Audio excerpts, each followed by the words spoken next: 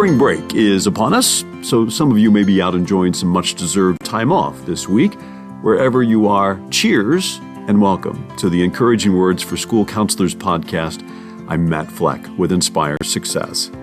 We have had a great time this winter talking with school counselors selected to be their state's School Counselor of the Year. Arizona's School Counselor of the Year is Kristina Guy, who is the campus counselor at the Western Maricopa Education Center, or West MEC, Northwest Campus in Surprise, Arizona. West MEC is a public school district dedicated to providing innovative career and tech ed, or CTE, programs to high school students, plus extensive comprehensive school counseling services provided from Kristina Guy. We have what we call discovery meetings. And so they're meetings with our junior students and parents or guardians where they come in and we talk about their pathway.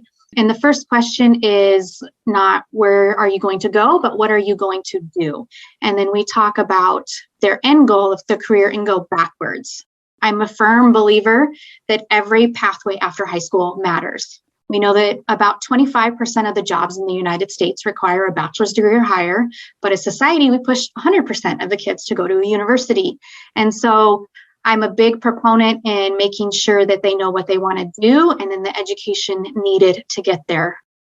Kristina says if students say they're going straight to university, she's okay with that. That's plan A. But since life throws you curveballs, she tells her students we're going to look at a plan B, a plan C, all the way up to a plan Z, whatever it takes to help them see there are multiple pathways to their end goal. We need to make sure all of our kids are college and career ready. But I heard the term from another counselor where she said, we need to make sure all of our kids are college capable. So not that they're college and career ready, because that doesn't always mean the same thing, but that they're college capable. So we have students in my auto program that they take dual enrollment classes and they also work on cars, and a lot of them want to be engineers and some of them just want to be mechanics, but we're training them the same way. And I have students and they say, Mrs. Guy, though, I'm just going to be a mechanic. And I said, well, first of all, take out the just, because there's not a just anything. You're going to be a mechanic, and that is fantastic. If things ever change and you want to go back to school later, we want to make sure that you're prepared for that.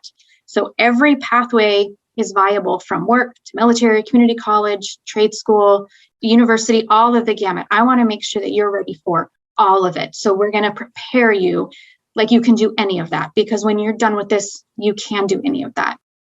Kristina reminded me that effective school counseling is as much about what we say, including the language we use, but also the impressions we leave with our students and families.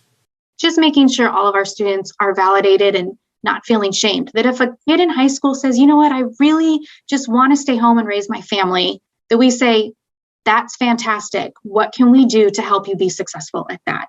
I think by validating our students' choices and not shaming them with things that they're excited about, especially younger, that's how you build campus culture. And we know campus culture is so important. There's research that shows that a strong campus culture has decrease in student violence, that they feel more connected, that they have higher rates of achievement and graduation. So starting on something that seems so minor of validating their plan could lead to such a bigger thing. Kristina has many stories of success from her work at West MEC, but one story that resonates with her began right when COVID hit. When we went virtual, I think we're almost 2 years ago now, it was really hard for us. We're hands-on school, so going virtual really hurt a lot of our kids, more so, and with the other things, that were kind of challenging for them. And having that relationship with some of my kids and just knowing when something was off, right? So I'm sitting at home and I'm seeing attendance coming in, like when they're not logging in, and I'm seeing grades going down, and I'm just like, okay, this is not okay. This isn't normal for the student, and reaching out by email with a generation that didn't regularly check their email, now trying to get them to check their email and then write appropriate emails was really hard. Many of you have probably experienced that same frustration, not being able to be front and center with your students, but having a sense that something isn't going right. I did have one student, though, that really just kind of dropped off. And we had been emailing back and forth, and I didn't feel comfortable with his responses and said, I want to do a Zoom meeting where I can see you face to face. I just want to make sure you're okay. And he said, all right. And so we did, and it's the typical feeling, right, when they're on their meetings. So I'm looking at the ceiling. I'm like, I'm not really seeing you, and I don't need to see you the whole time. Like, I just want you to know that I'm thinking about you. And it just seemed off. And because of the meeting that I had with he and his parents the prior year in that discovery meeting, talking about pathways, and we had actually went a bit further with him. He was really struggling in the school that he was in. He just couldn't wake up and make it there. And so we talked about an online school. So he ended up switching, and then his grades went up. And so that was good. So I had built that relationship already. And so I got off that meeting and I just said, something's wrong. So I immediately called mom and I said, something's wrong. Is he home alone today? Which I knew he was, because he had already said his older brother and younger sister were there.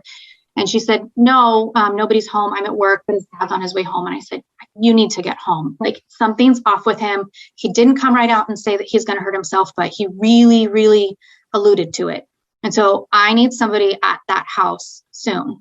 And so dad got home within 30 minutes. And yeah, he confided in them that he was having suicidal thoughts. The student was taken to be evaluated and diagnosed as bipolar and suffering from depression. So Kristina kept in constant contact with the family.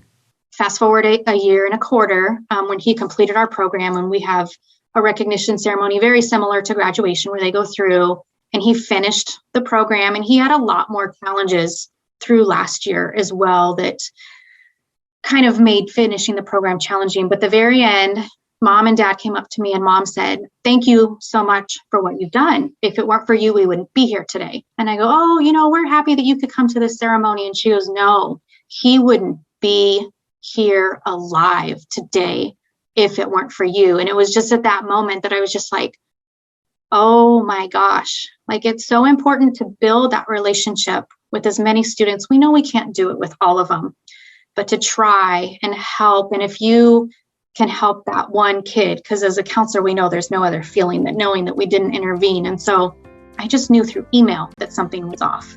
And I don't know how, it was just kind of that counselor gut feeling. But going back to campus culture and building relationships, everything that's really important to counselors. I know there are secondary counselors who feel it's much better to be realistic with high school students. Just tell them flat out if we don't think they're going to make it in college or aren't ready for a career. Maybe. But I tend to fall into Miss Guy's camp.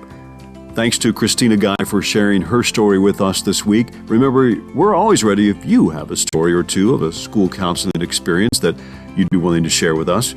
Find all the details of how to do that at our website, inspiresuccess.org/podcast. Hey, thanks for listening. We'll be back next week.